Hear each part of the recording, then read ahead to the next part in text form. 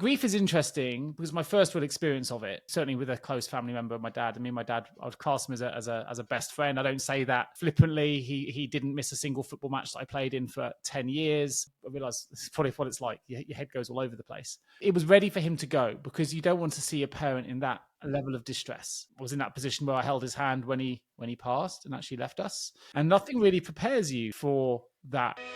Welcome to the Mindful Paths podcast with Nick Day and Hari Enquiries, where we explore the fascinating worlds of mindset, mindfulness, fitness, well-being, vitality, leadership and personal development.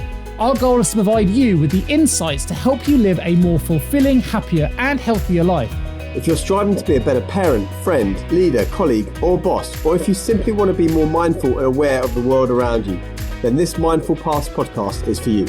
We invite you all to eavesdrop on our conversations and we challenge you to discover a new insight to help you on your own journey towards personal growth and positive change. So sit back, relax, and let's begin our journey together on the Mindful Paths podcast.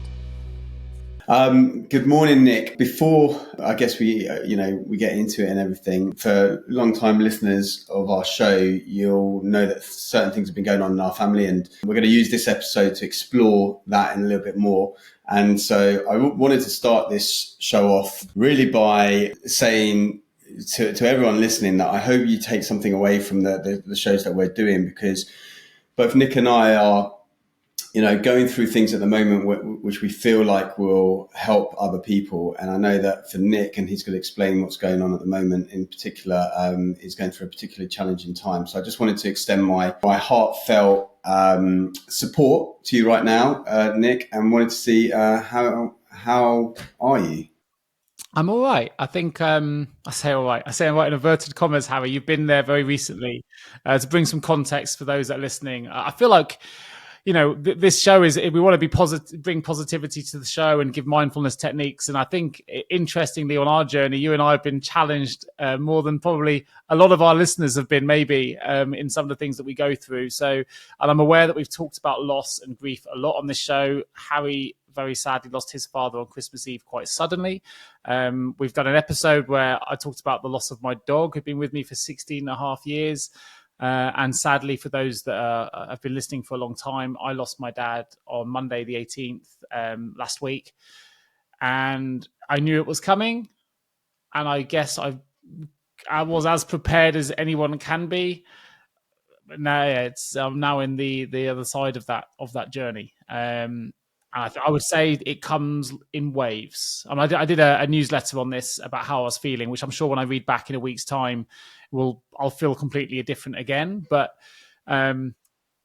there's 5 stages of grief, and I think I'm probably in a few of those stages. I don't know if I'm in acceptance. I don't know if I'm in denial. I'm certainly not angry, which is great. I feel like I've probably been grieving pre the loss of my dad anyway, because I knew it was coming. So I think I've done a lot of the internal work already. Or is that just me in that denial stage? I don't know. There's a bit of me I was saying to you just a moment ago where now I'm back at home. I can kind of still imagine my dad still being in his place. So I can run as normal because I wouldn't see my dad every single day. I'd see him at weekends. So as far as I'm concerned, as we record this today, my dad could easily be at home, and therefore it's much easier for me to process. So does that mean I'm in denial? Is that just a coping mechanism? I don't know.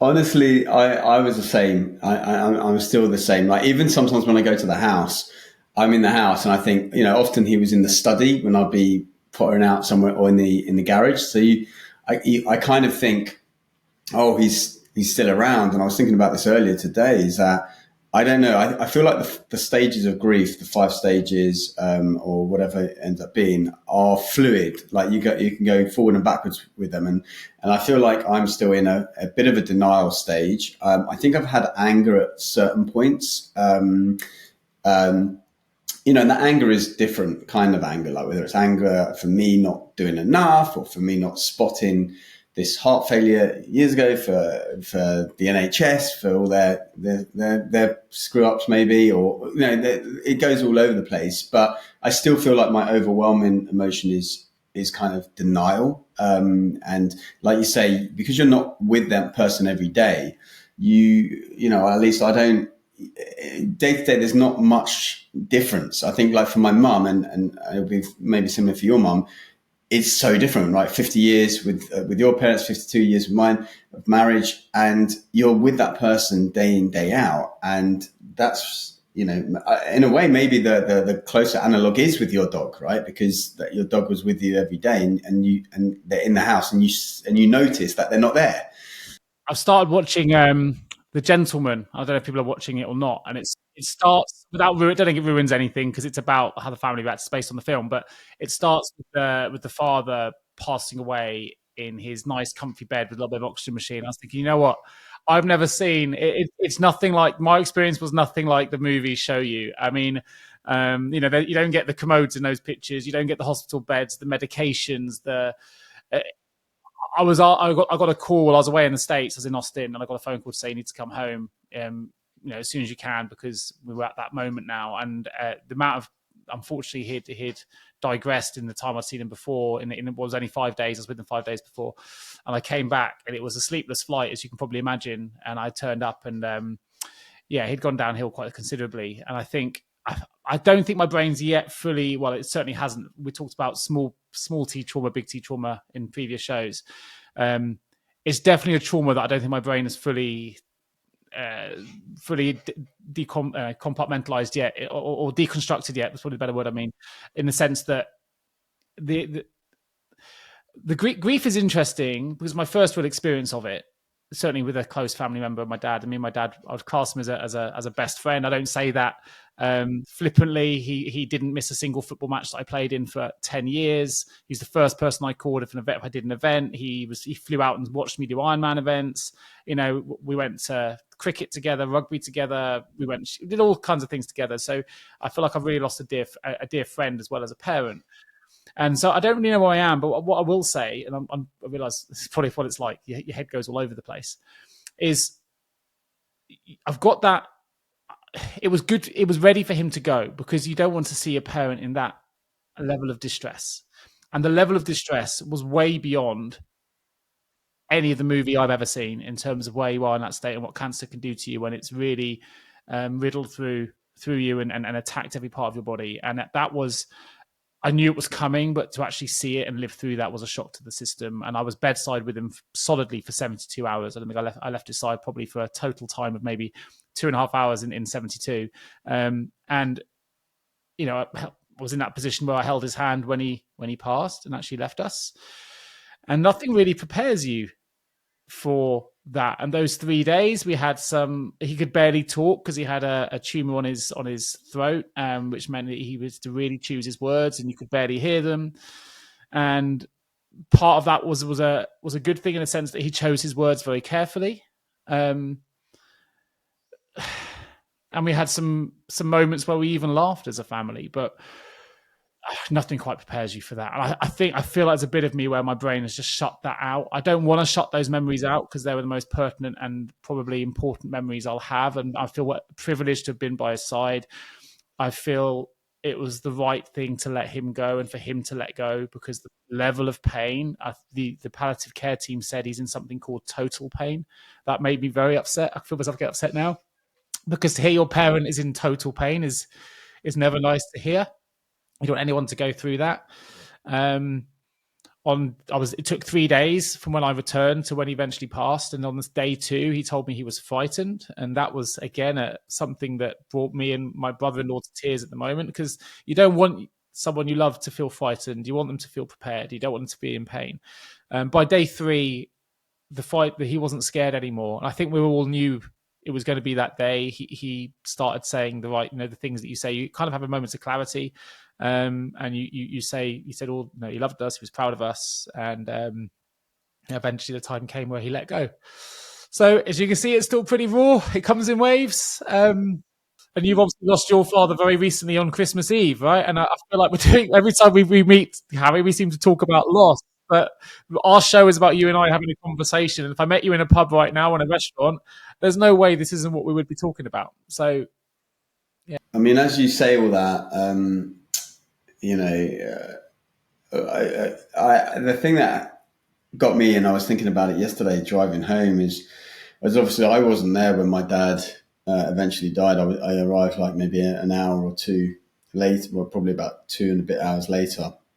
after I'd driven up. But you talk about, parent being frightened and all that. And for me, it's the voice of my mum on the phone, calling me at 9:30 in the morning, and knowing I was basically helpless to do anything, and I was 100 miles away. And that sheer kind of panic in the voice, that's the hardest thing for me, because I wasn't there at the end, and luckily she was, and luckily I think I guess your entire family was there. Was it all your brothers and sisters there, or Yeah, everyone. My brother unfortunately was in the States. He couldn't get. He couldn't be there. But yeah, the four of us were there, holding his hand and looking after him as best we could. Yeah, and that's the best you could hope for. I mean, like, it is the best you can hope for. I mean, to live a long, happy life and to be surrounded with loved ones when you pass on. I mean, I guess we haven't really talked about this, and maybe this is a segue into that, but because when you talked about your dad feeling fear and then kind of going past that, what is your what do you believe happens? What do you think this is the end? Do you believe in an afterlife? Do you believe in, I don't know, what do you believe in? Well, I've got.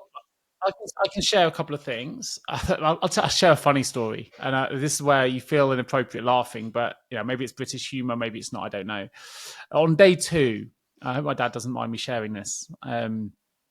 We'd gone through, he was frightened in the morning. We got to the afternoon. All of us are by his side. We're holding his hand. And he said, right. And he could barely talk. So I said, this is very different to the scenes you see in a movie. Like, he's in a lot of distress. He chooses his words very carefully. And he asked us all to be quiet. He didn't want a vigil either. He didn't want everyone doing emotional music. That's not what he wanted. We were there by his side. And he said, everyone to be quiet. And I think it's ready now. And I love you. And he gave his a little bit of a talk. I mean, very few words, but said the important things, and said, I'm going to go to sleep now. I'm ready to let go. And my sister said, we'd like us to say a prayer. And he said, that'd be nice. And that was kind of the last thing at that moment we thought we heard him saying. We thought, and I don't know how it works scientifically, right? This is not my area of expertise. But you watch enough movies and things to feel that when eventually people get, if you're in that level of discomfort and pain and cancer position he was, that maybe he has the choice to let go when he's ready. So we kind of thought that was the case. So my sister starts to say a prayer. It's very, very emotional. Now he's got 2 dogs which bark with a high-pitched bark like no other. I mean, it gets right inside your bones, right? And they've got 2 of these things, and the slightest thing at the door makes them go mad. Anyway, this becomes important. So he says his goodbyes, says, I'm ready to let go. It goes into silence. My sister says a prayer, and we're all very emotional in the moment. And then literally as we assume that's going to be the moment, someone comes to the front door, the dogs go mad, start barking. My dad wakes up and goes, fucking dogs. It's just like, I mean, he lived for another day. We went the following day. And I'll never know if that was the moment that maybe he would have gone or maybe not. We had a good giggle about it. It was, it was funny in the moment, and it snapped us out of that trauma. And we had a giggle as a family. You have to find humor. You have to find other emotions as well, because grief is one emotion, but I mean, like, life ending in this realm or this plane of existence is maybe a transition to another, or at least a memory or a celebration of the experience that person had. I was thinking about this yesterday as I was driving, because we went so on Sunday, which was a couple of days ago, it's Tuesday now. So on Sunday, it was what they call in Greek, mnemosimo, which is basically we go to church on the 40th day after he's died, and then the 3 months, which is what it is now, and then 6 months, 9 months, and then it's every year after that. And so it's the 3-month anniversary of his passing.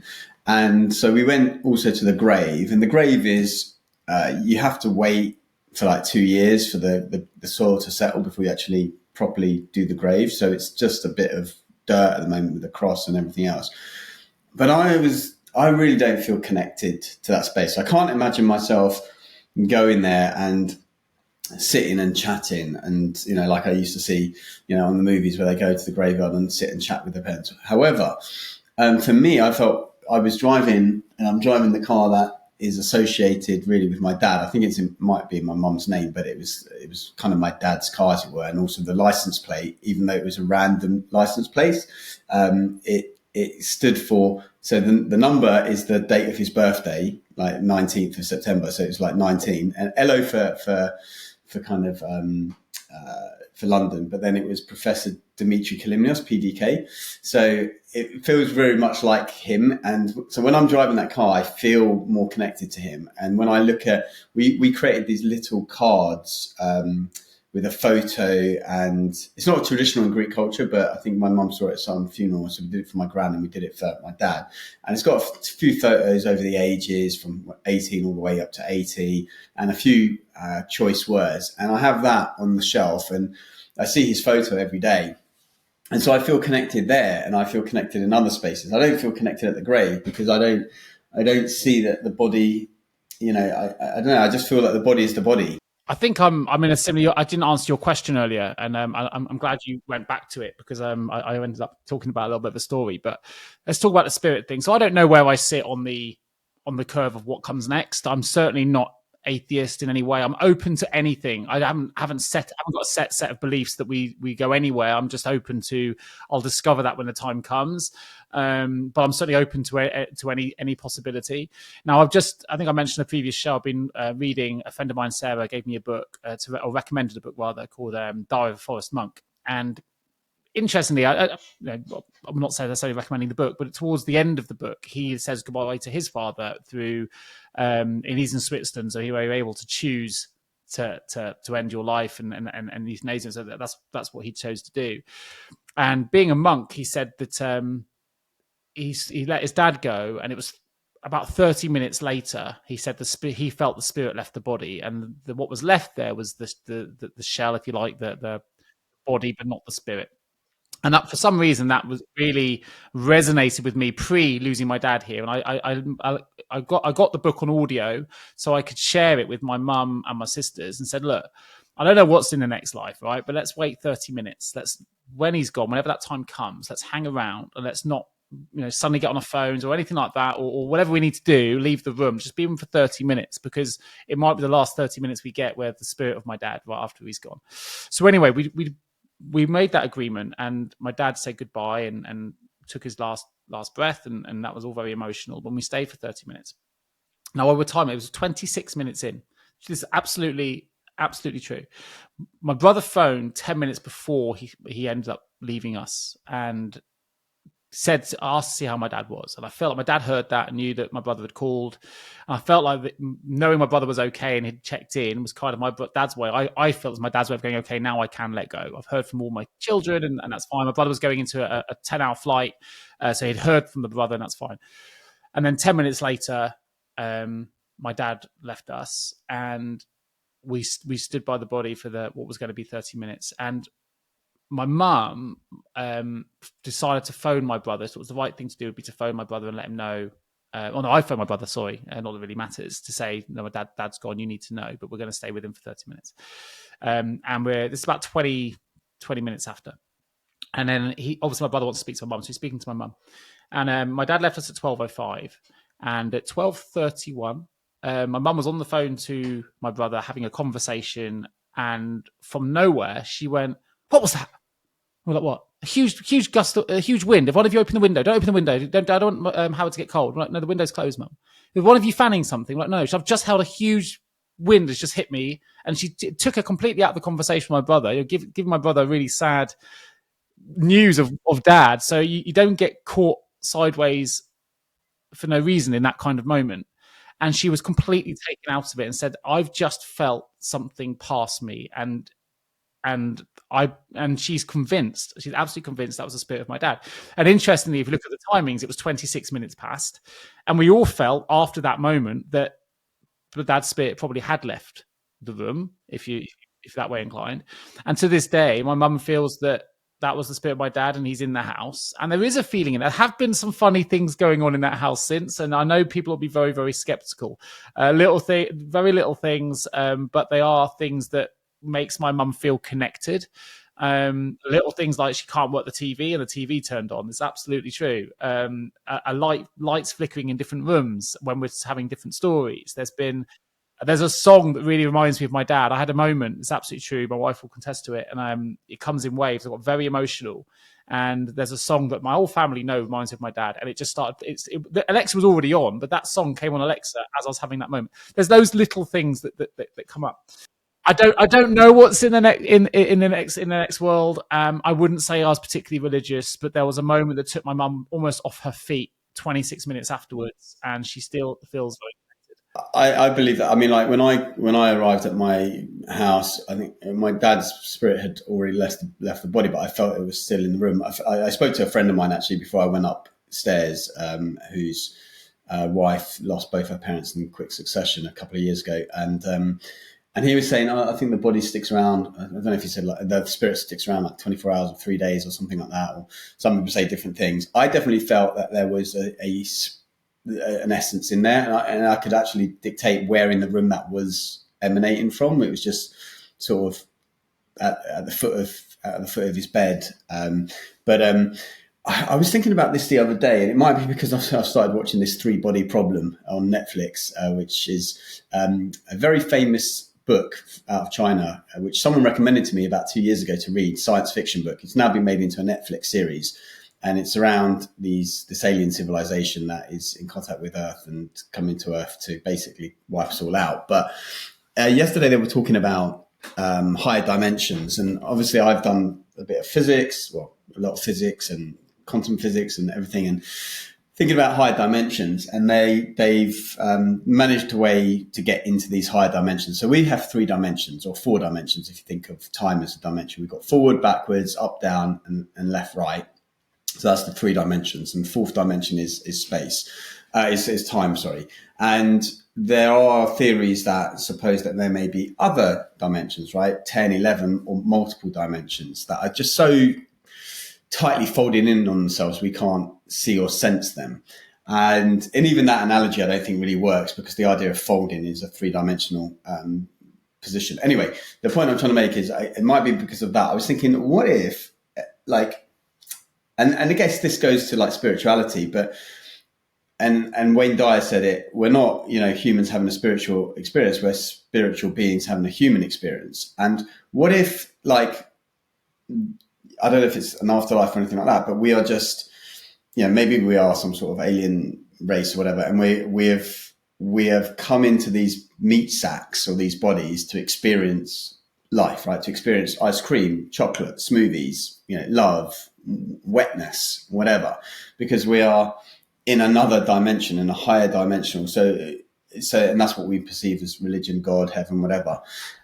And I think we talked about ayahuasca before and DMT, the substance that is in most living things, I think, but it's also in humans in abundance when you're born and die. It's created in the brain stem somewhere, and that they call it the spirit molecule because they think that that's when the spirit enters and leaves the body because it's in abundance at those 2 points. Now you can also get it in abundance when you take DMT or ayahuasca or things like that, and that's when certainly my experiences with either ayahuasca or DMT have led to me kind of dissolving the body and kind of existing in a different kind of plane. But it's weird. It's not like dreaming. It's sort of like dreaming, but not like dreaming, where you've got some level of awareness, but it's weird.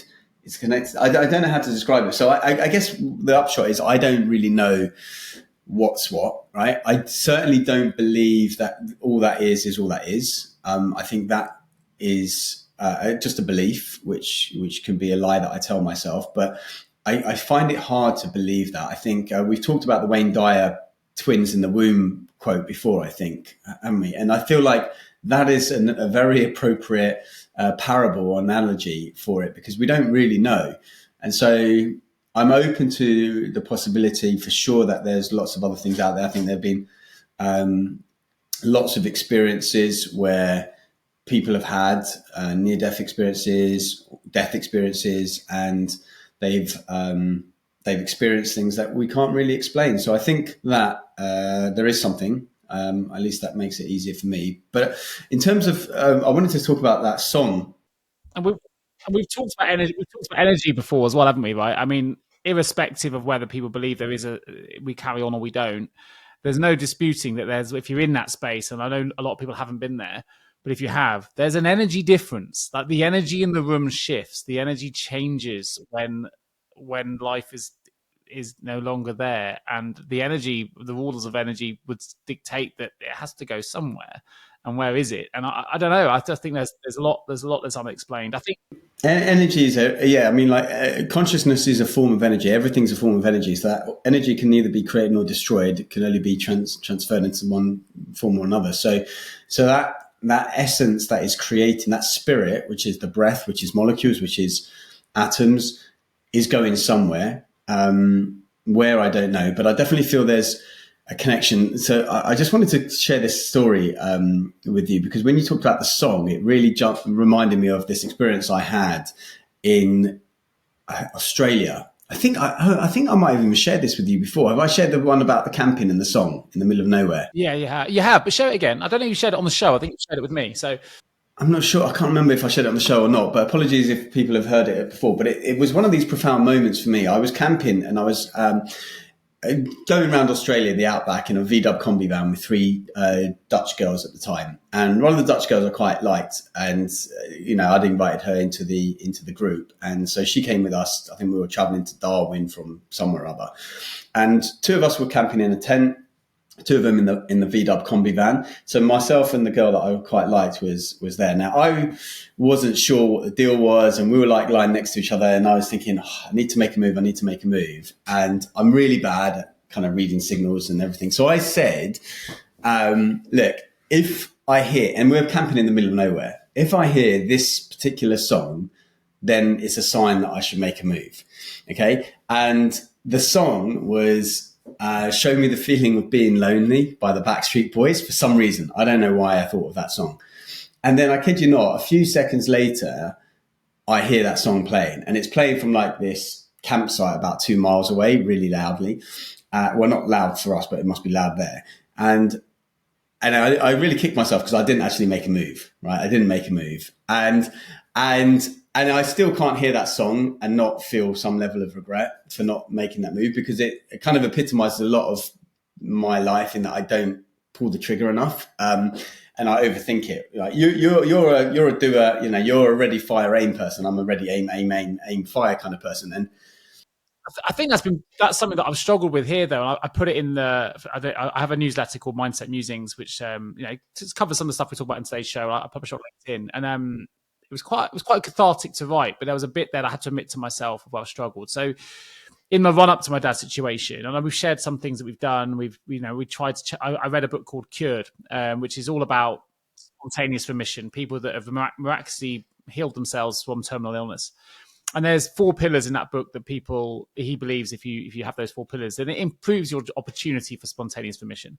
And my grandma that I mentioned on the show is someone who actually has been through spontaneous regression or remission, where she was diagnosed with a terminal brain tumor, went away, was violently sick in the night, came back, and the tumor had completely cleared, and she lived for over 3 decades on, and she shouldn't have. So in my head, and because I'm someone who likes to solve things, I feel like I put my mind to something, I can do it. As you say, I'm a doer, I'm proactive. I will take whatever I need to do to get somewhere.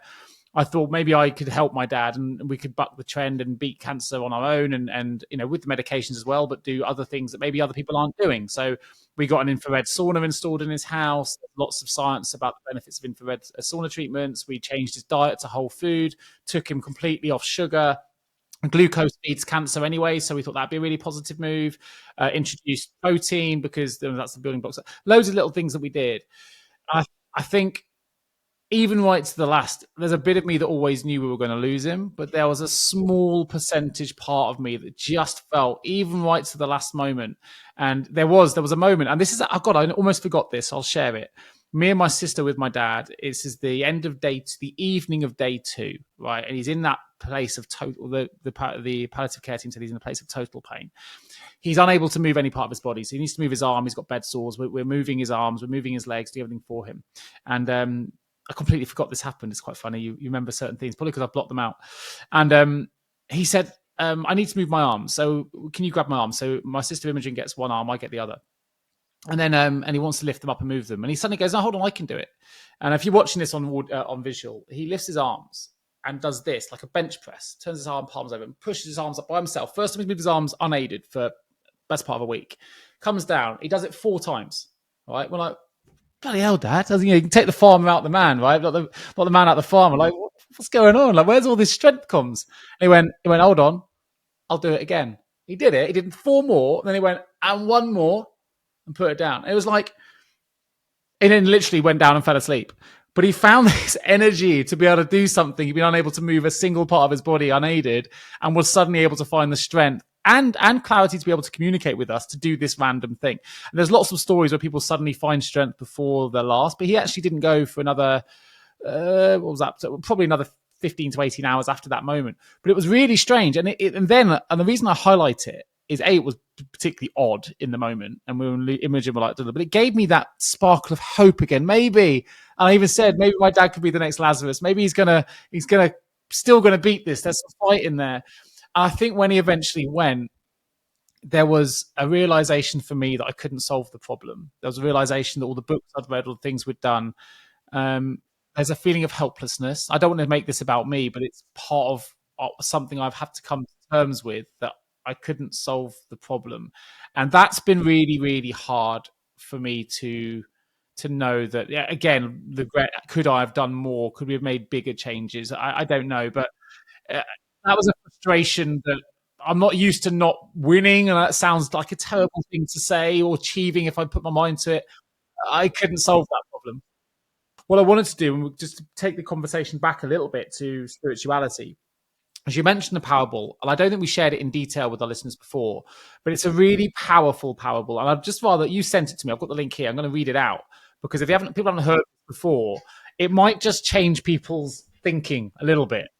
It's so powerful. And I wanted to actually, before you share the parable, because I was listening to an interview with, I think it was David Hawkins and Deepak Chopra, and he was kind of grilling Deepak Chopra, like, what's all this quantum healing business, blah, blah, blah. And I've read some of David Hawkins' books. Is it David Hawkins or Richard Hawkins? No, Richard Hawkins. Richard Dawkins.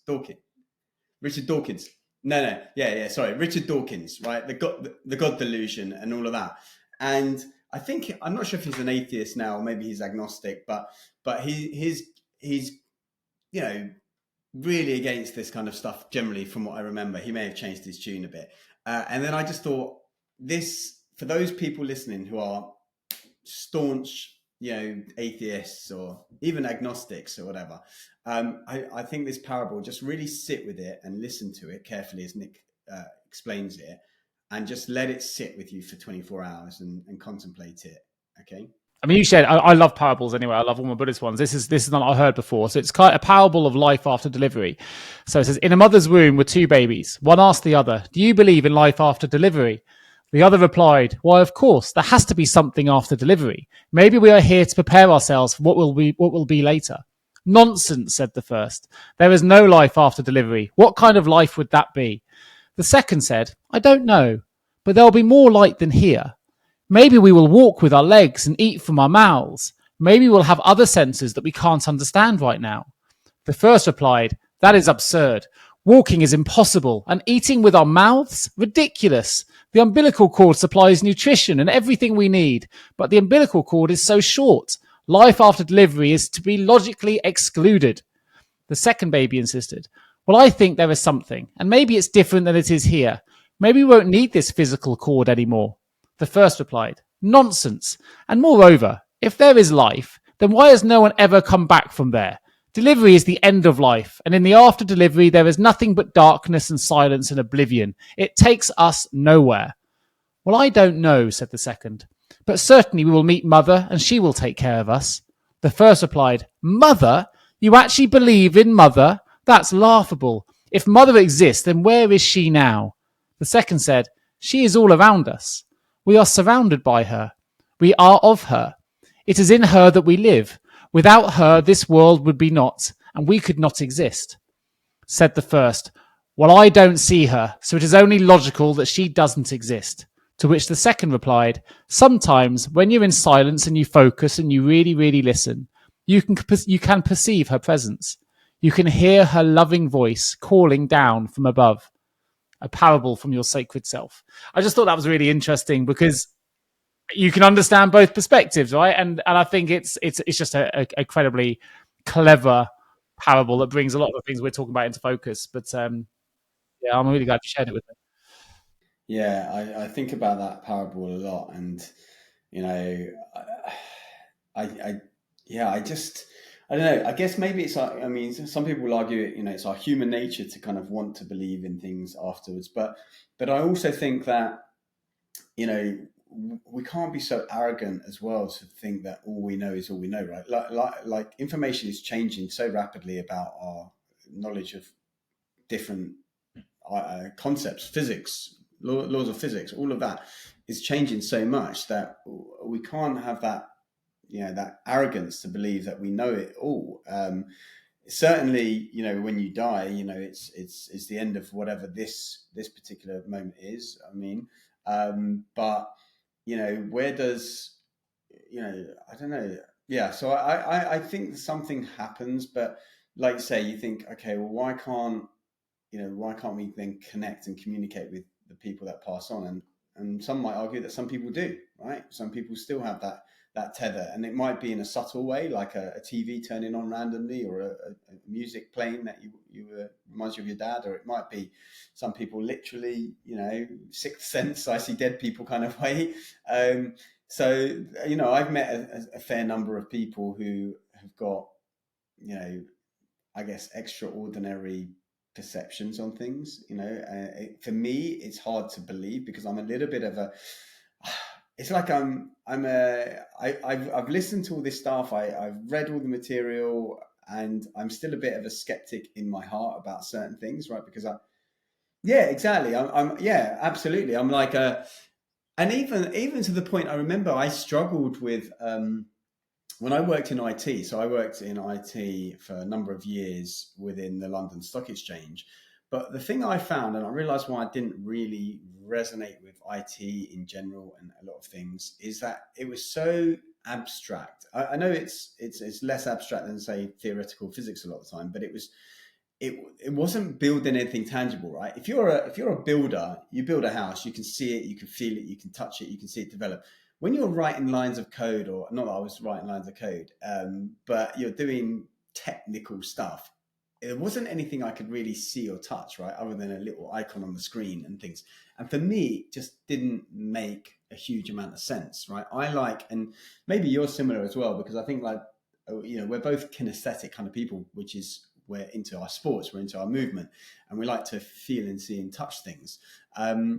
And so for me, it was really hard to grasp that concept. And that might be why it is hard for me now, even though I've read all the spirituality books, I've done the meditation, I've been on the retreats, I've watched things like The Secret and What the Bleep Do We Know and quantum physics, and all of this stuff. But yeah, at some level, I'm still like meat and two veg kind of person, like, where it's just like, so yeah, I don't know. It's hard to kind of think, but also it gives me comfort to kind of believe that something beyond.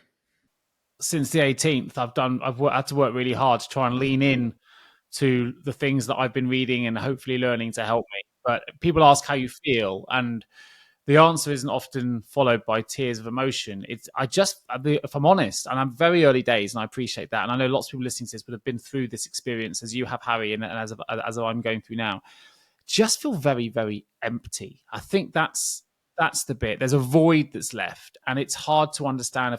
I think where I struggle is it's not a feeling that I'm used to either, because I'm always so motivated to do things. I always wake up with a huge amount of drive and emotion and motivation and hunger.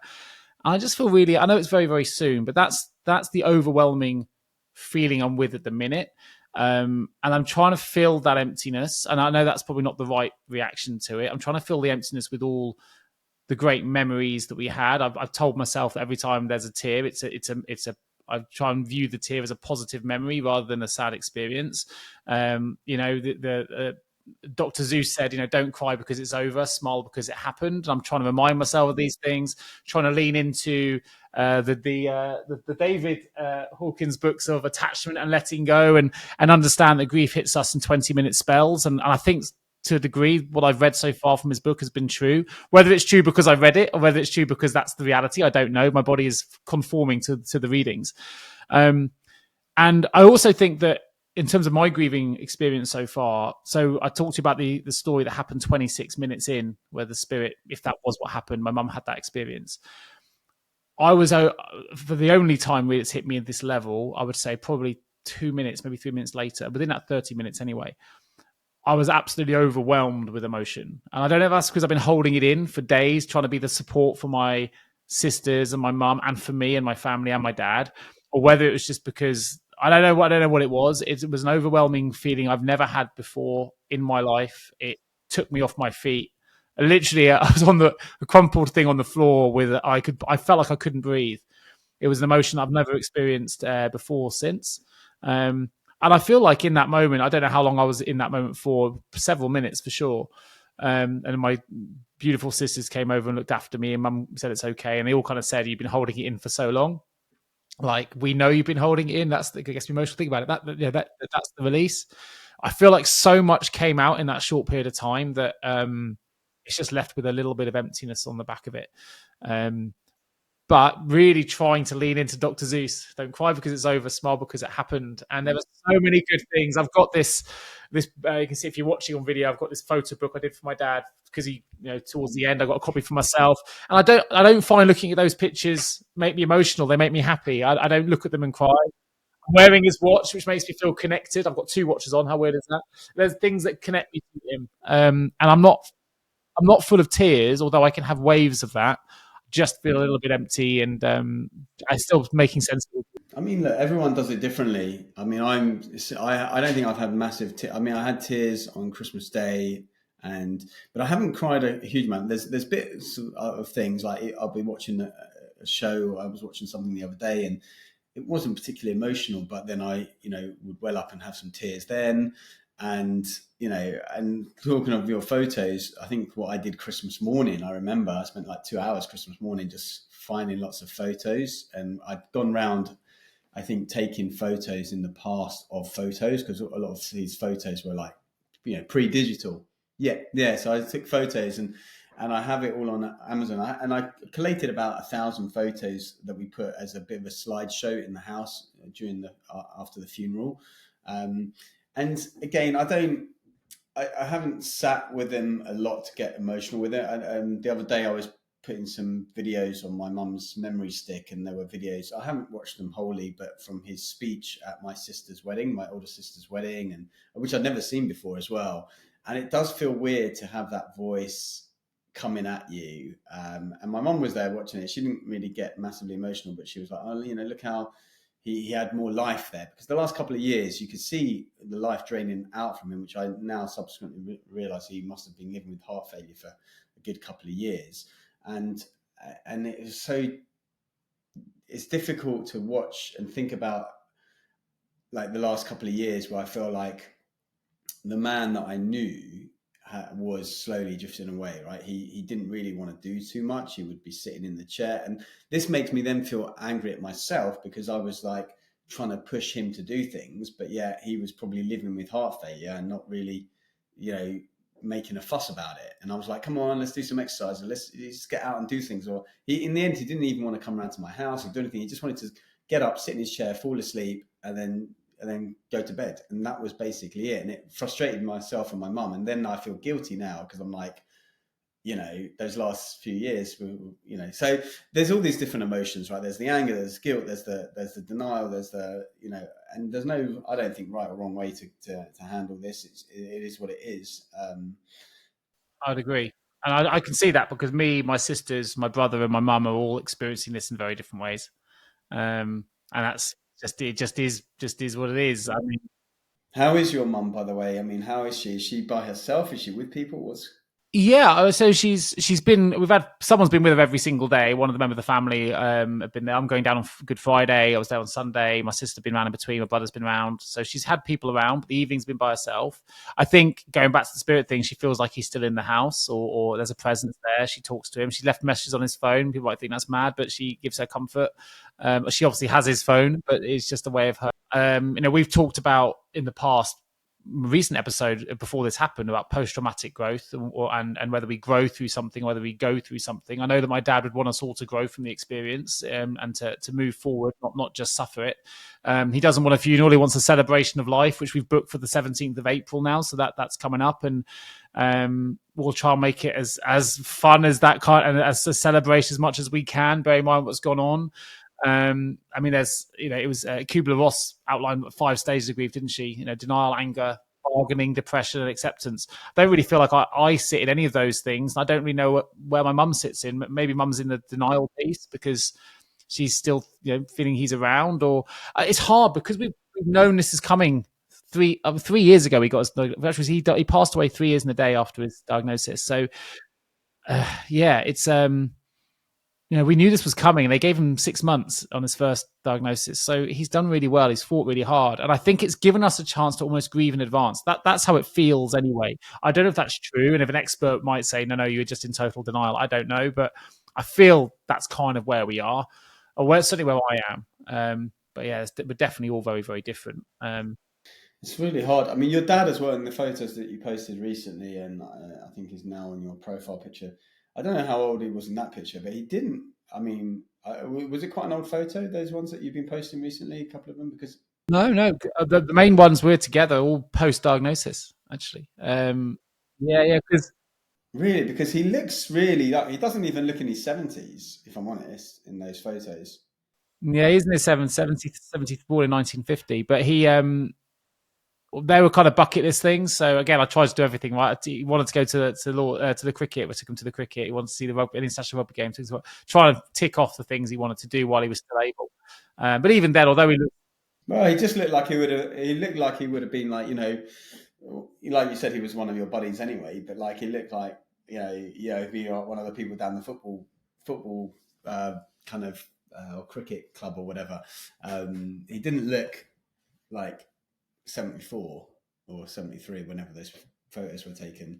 Definitely one of my maybe get me tearing up now. One of my best mates. I think they're the kind of words that bring the emotion back. And I think of him more as a friend than a dad. Actually, that's what gets me teary. Are you with that thing in April? Are you doing a cremation or a burial or? We are. Yeah, we're going to have he's going to cremation afterwards, so we've got a celebration service, and then we'll do the creme afterwards, just family. So service is at 11 at Stratford Subcastle Church, and then we'll have a wake, and then we'll do the creme later. I think one thing that's really important, and the reason I did the newsletter, which some people may have gone, I can't believe he's written that so soon, but there's something to take away from this, which is my dad died of prostate cancer, and 1 in 8 men will be diagnosed with prostate cancer in their lifetime. 52,000 people are diagnosed with prostate cancer every year on average. It's 144 men every single day. Every 45 minutes, someone dies from prostate cancer. My dad's now part of that statistic, and that's more than 12,000 men every year. And it's something that my dad could have avoided if he'd listened to the symptoms. His symptom was starting to wee more frequently in the night, and he just thought it was age. Didn't get it checked. By the time he did, it was too late. It was at stage 4 when he found out. And when he looks back, he was really frustrated because the symptoms were showing way before he went in. The 5 key symptoms are painful. Yeah. So what are the symptoms so people can be clear on this? There's 5 key ones. There's a painful or burning sensation during urination or ejaculation. Frequent urination, particularly at night, which is certainly a symptom my dad was experienced before we got tested. Difficulty stopping or starting urination, another symptom that he had. Sudden erectile dysfunction or blood in urine or semen. They're the 5 key symptoms. And there are tests you can get. I mean, there's something called an ICL test. I mean, there's loads of tests out there online, but there's really no excuse. So we don't always have to go straight to the doctors. There's something called an ICL test. You can get 6 for 60 quid. I think if you go to the website, you get 50% off your first order. So you can get 6 tests. That's for £30, I think it is. or there or thereabouts, that can give you this. It doesn't tell you if you've got prostate cancer, but it will tell you if there's something in the blood that needs checking that could be a sign of prostate cancer. And you can do that at home. So if hardly anything, get yourself tested every couple of months with something like that. You just wee on a stick and it'll tell you what's going on. And prevention is the best cause of cure. And we've talked about this a lot. And if you read Cured, right, the Cured book is not really about ever treating symptoms. It's treating the root of the problem. And there are things we'll talk about in future shows about nutrition. We're going to talk about gut health. We're going to talk about how important the microbiome is, which is central to a lot of the illnesses we experience. We've got to get better. And I think you've said many times that the future medicine will actually be about community and connection and doing things we don't do at the moment in modern medicine. Because at the moment, all we do is treat symptoms. Yeah, absolutely. Yeah, light therapy, vibrational therapy. I mean, what We treat symptoms, not problems. And there is something you can do to be more preventative. And if this episode can get one person to take a test, go do it. Go do it. Two things I want to say is that one actually was the quick one. I was listening to Dana White, who's the UFC Ultimate Fighting Championship CEO, and he has turned his life around in the last couple of years. He said from a health perspective, and he wasn't really into, even though he had this promotional UFC, so he's around athletes the whole time, but he wasn't in great shape. And he does a few things now which have been a game changer for him. And a couple of things are, one was lying on a PEMF mat, which I think we might have talked about. My sister's bought my brother-in-law a PEMF mat, pulsed electromagnetic frequency mat, which is actually, I think it might be helping him, but it certainly helped Dana White. And then he also lies on a infrared and near-infrared light bed. So similar to what I've got, but I've got like a little lamp, but he's got a whole bed. And then he does oxygen restriction, like walking on a treadmill, and then cold therapy. But PEMF and the infrared stuff is all about frequency, right? Photobiomodulation, things like that. So I think that would be the energy of the future. That would be the energy medicine of the future, for sure. But you and I know the important role that nutrition plays in all of this community spirit. You've got it as the foundations of your book. I think there's a quote in the Cured book. It's a Hippocrates quote, and Hippocrates obviously the grandfather of modern medicine, really. It really stuck with me, so much so that I was running when I heard that I was listening to the book, and I was running, like, stopped me in my tracks, and I wrote it down. And it says, before you try and heal someone, first ask, are they willing to give up the things that made them sick? It's so often we get a diagnosis, even in my dad's instance, and then we try and make the changes to our diet. Then we introduce infrared saunas, whatever it is, but we can be more proactive. And I know I'd like to think that we've done a lot of shows now about loss, and it's because of the way we are in our lives and things have happened to us. I think now, hopefully, this is an opportunity for you and I to start exploring the things that people can do and the routes people can take to never ever have to experience any of this stuff, because they make the changes now that just give you better health. Exactly. Don't wait. Don't wait. I mean, like they say, right, the best time to plant a tree was 20 years ago. The second best time is today.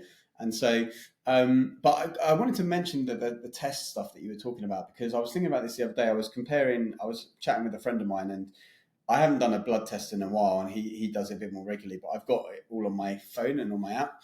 And I was looking for tests that I might do, because I like to test things like the testosterone levels we were talking about, omega levels, which a lot of tests don't do, and they're quite expensive to do. But there was one test that they had there, and it was like, test for 70 different types of cancer or something like that. And actually, when I saw that, I thought, I really don't want to do that. And I know this is bad, maybe based on what you've just been saying about knowing ahead of time, right?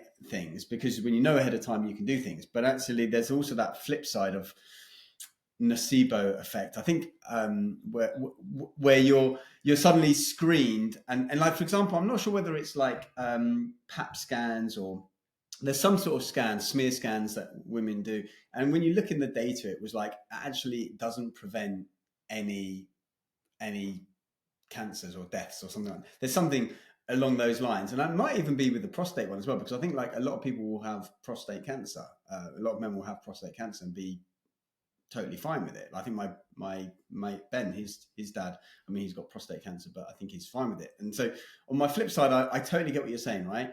You know, you need to know, because then if you know at stage 1, it can then go to stage 0, right? Presumably, if you know at stage 4, it's probably not going to go to stage 0.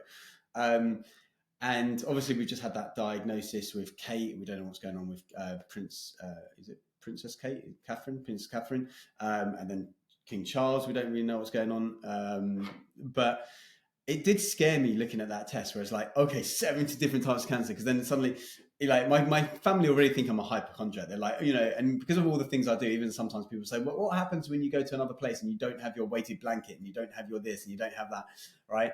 And so, you know, part of me is like, you know, you get this back and you're suddenly like, you know, because I have my Aura ring as well, and I'm like, okay, my stats are suddenly down. I need to change this, and that could be the worst thing for me. I would always say that being an ostrich is never a good thing. Like, don't bury your head in the sand. I think having been through it with my dad, I don't wish that on anybody. And I don't just mean, I'm not talking about my experience of losing my dad. I'm talking about the experience that he went through, the level of pain he had to endure for a long, long time, the discomfort, the sores, the lack of mobility, the tumors on his throat, liver, kidney. You know, the from catheters to it's not something I wish on anyone, and it was completely avoidable had he gone and checked the symptoms. Now, we never know whether he would have potentially cured the cancer. We'll never know that. But what we do know is by the time he got it checked, it was too late. It was already, you know, they gave him 6 months and said, this is a terminal cancer, an aggressive cancer. And it is where it is. And there are certain things out there for a relatively low investment that you can do at home, or for completely free, go and see a GP and get a checkup. Because 1 in 8 people are going to suffer from this. So there's a pretty good chance, if you're listening to this in your mail, that you're in a pretty high percentage chance. And a check could be the difference between enduring, you know, what my dad's had to go through and ending saying goodbye to the people you love, or not. And if this show can just encourage one listener to go and do that, then I'll be delighted. If people don't have those symptoms though, but they are looking to prevent those symptoms occurring in the future, I don't know a huge amount about prostate cancer, but what are the kind of current theories about what is driving that 1 in 8 to have it? Is it a dietary thing? Is it a just luck of the draw thing? Is it do you know? Honestly, I don't know. I do know that from reading Cured and from the preventative medicine that glucose has a lot to play. Certainly post-diagnosis, cancer feeds off glucose, right? So it would lead me to think that a high processed food, glucose-based diet probably isn't going to be good for you with all the carcinogens and things you have in there. But it's probably a separate discussion. I'm certainly not an expert on the subject to be able to give correct advice on it. But I do know that there are things you can do to just keep yourself in check. And I've bought these ICL tests. I now wear on a stick every 2 months just to keep a bit of peace of mind for my family. I don't want to put my mum through it a second time. So what is it? You just buy what, these things from Amazon? Or? I'll put a link in the show notes. Yeah, it's an ICLE test. I mean, there's loads of tests out there. That's the one I got because it was just a really easy one. It doesn't tell you if you've got cancer, by the way. It tells you if there's an abnormality, but then you go and get it checked. Because I think, like, sometimes with these tests, it's a bit like the PCR tests, that polymerase chain reaction test that they did for COVID, where basically the founder or the inventor of the test, was it Gary Mulligan or something? He's passed on now, but he's saying the tests are in a way useless to diagnose things, because depending on the cycle count that you use, you will be able to detect anything. So anything over like a 24 cycle count or something like that, and I think during COVID they were using like 32 or something, will detect things. So you could just detect anything. It's like, I think the analogy I gave is like, if you've got a clean dinner table and it looks clean to the naked eye, but then you get like a microscope or you get like a magnifying glass, you'll see the little bits of dirt. It's the same thing with some of these tests, where if they're looking for such a small amount of things. That's exactly it. So the ICL test is about finding blood in urine. That's all it does. Microscopic. So we'll think our urine is clear, and actually it detects blood. So it's not necessarily the only thing that's going to tell you if you've got cancer or not. But if you look at the testimonials, there's over 4,000 reviews for the test that I decided to use and purchase. I'm not in any way affiliated to ICL test, by the way. I just want to save people from the pain that my dad's had to endure and we've been through. Well, I think I'll do that. I think I'll buy one of those, and There's one here that says, I'll read a random review. For all you doubters, I can assure you this works. Having used this twice, the second time just to make sure, I was ultimately diagnosed with bladder cancer. Thanks to this test, it's been diagnosed early. The prognosis is good. I'm currently undergoing treatment. Small price to pay for peace of mind. Second one, test results in early diagnosis of bladder cancer. No recognizable symptoms, but cancer confirmed on appointment with GP. I bought my kit for my husband. It turned out we discovered an aggressive asymptomatic prostate cancer. I'm sure, like everything, you can get cheaper, but I chose his products, and thank goodness I did. I mean, there's loads of these reviews out there. It's not the only thing I'm sure that's going to save you or help, but it's something more than most of us are doing as men at the moment. And I just think it's or women, actually. This isn't a male test, by the way. This is a unisex test that prostate cancer is one symptom of prostate cancer is blood in the urine, as it is for many cancers. But we assume we'll see the blood. Of course, it can be microscopic, as you mentioned, and this is an early warning sign. But look, we've rabbited on for an hour and 5. Harry, thank you for listening today and for... Yeah, thank you for sharing, Nick, and my deepest condolences, obviously, to you and your entire family and your mum especially. And I know being close with my mum, and she's spending more time by herself at the house, which is both good and bad. But I think just keeping her busy, keeping her with company, is going to be really, really crucial, I think, in the early days. So yeah, I know you're already doing that, which is great. But yeah, I mean, please pass on my condolences to everyone. And also, thank you for those that are listening. People won't know that Harry was I was in touch with Harry throughout the situation. He was incredibly supportive and someone who looked out for me during the whole time we went through the last few days. So Harry, I very much appreciate your support as well as a friend, rather than just a co-host, because that's what brought us together. Friendship first, co-host second, right? So that was really good. I'm actually off to Nicaragua for 2 weeks now, so I feel like I'm back at work. I'm 100 miles an hour trying to get everything done. It's been a brilliant distraction, if I'm honest, and I think the next 2 weeks gives me a chance to do some proper reflective work. So I will look forward to telling you about Nicaragua. Somewhere I've never been to South America before, or Central America. So next time we meet, mate, will be post hopefully a nice break with my wife. Yeah, I mean, yeah, you definitely need it. I need to do something similar at some point very soon. I think it's important to just get out of the environment, and it's great that you're just going, you and Lucy. I think that's great. I don't know if that's the first time in years. Or have you done holidays together? Yeah, wife's parents taking the kids for Easter, so I can't complain. Yeah, it's gonna be great. I'm sure they're so happy. I think they'd quite like to come to Nicaragua, but there we are. Harry, thank you for being a dear friend, and thank you, listeners, for checking in. We will, I assure you, try and stop bringing every episode being about loss. It's just where we are. These shows about me and Harry having a conversation about what's on our minds at the moment. So, yeah, and please, if you haven't already, do subscribe to the show. I know some people listen to the show and don't subscribe, but it really helps us if you do subscribe. And think of 1 or 2 friends that you can literally share it with now. Tap on it, click a share on WhatsApp or in your social media. That would be really helpful as well. Thank you so much for that. Yeah, and we're also on YouTube. You can watch these videos live and see us chatting to each other in live format. So you can see my superhero T-shirt that I've got on, my Super Om T-shirt, my little yoga T-shirt. Harry, have a great week, sir. I will speak to you in a couple of weeks. And enjoy your holiday, Nick. Take care. Thank you for tuning in to the Mindful Past podcast with Nick Day and Hari Enquiries. We hope you found our discussion insightful and gained valuable takeaways to support you on your journey. Please do leave us a review on your preferred podcast platform and share an episode that's resonated with you with a friend or a family member who you think may also find it valuable. Don't forget to subscribe to our podcast to ensure you never miss a future episode. In the meantime, we'll continue exploring mindful path topics to provide you with more insights and ideas to support your personal growth. For now, thank you for your support, and we look forward to bringing you the next episode of the Mindful Path podcast real soon.